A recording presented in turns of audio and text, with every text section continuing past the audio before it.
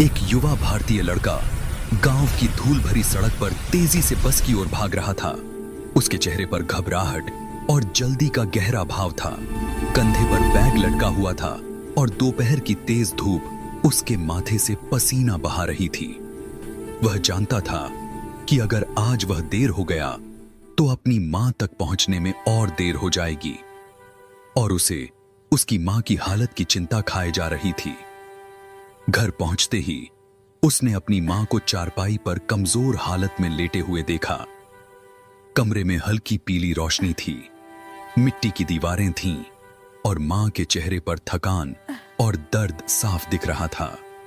बेटा उसके पास बैठ गया। उसने मां का हाथ पकड़कर महसूस किया कि उसकी मां कितनी कमजोर हो चुकी है।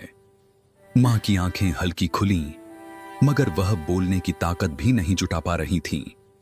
कुछ देर बाद वह अपनी मां को बस में चढ़ाने में मदद कर रहा था।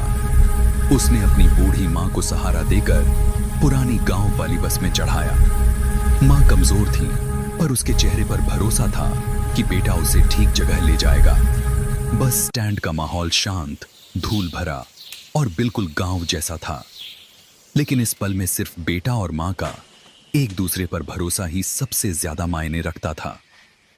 शहर पहुंचकर उसने अपनी मां को एक साफ सुथरे कमरे में आराम कराया, जहां खिड़की से आती धूप ने पूरे कमरे को गर्माहट से भर दिया था।